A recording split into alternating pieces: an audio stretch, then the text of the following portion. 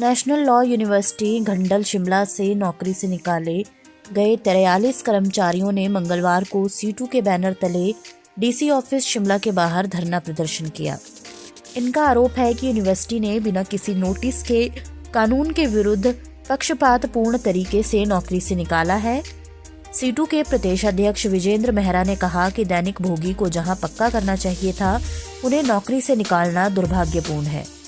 उन्होंने कहा कि देश का कानून है कि यदि किसी को निकालना भी है तो उसे नोटिस देना चाहिए। नेशनल लॉ यूनिवर्सिटी है घंडल के अंदर शिमला में, उसमें जो कर्मचारी काम कर रहे थे, लगभग 43 कर्मचारियों को बिना किसी नोटिस के गैर कानूनी तरीके से नौकरी से निकाल दिया गया। आपको मालूम है हमारे देश का जो कानून है 1947 का औद्योगिक विवाद अधिनियम, उसमें ये बातें स्पष्ट हैं कि किसी भी कर्मचारी को, किसी भी मजदूर को बगैर नोटिस के नौकरी से नहीं निकाला जा सकता है। और वही कानून इस बात को आगे स्पष्ट करता है कि अगर किसी कर्मचारी को नौकरी से निकाल दिया गया और वहां फिर अगर नौकरी की जरूरत है, काम करवाने की जरूरत है, तो वही मजदूर जो है काम पर वापस लौटेगा।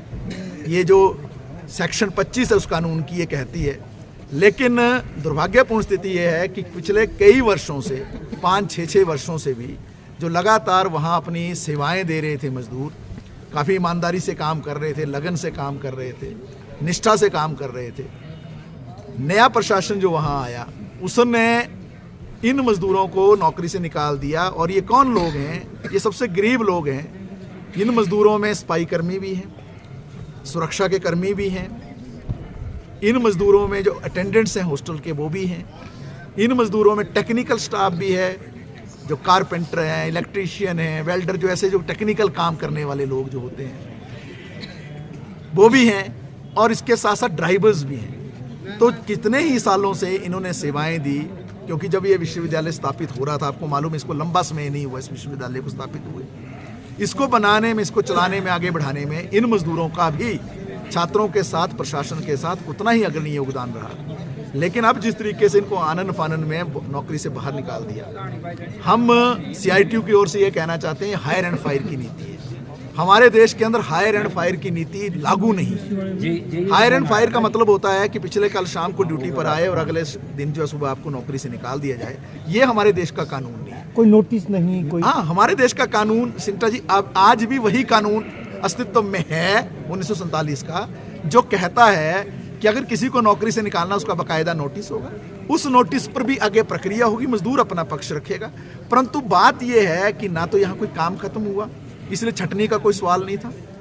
यहाँ पर जो है नए वर्कर्स अगर इन्होंने रखने हैं जो इनसे कम एक्सपीरियंस्ड होंगे, नेचुरली ये कई सालों से काम कर रहे हैं, क्या वो विश्वविद्यालय के हक में वो काम रहेगा? नहीं रहेगा।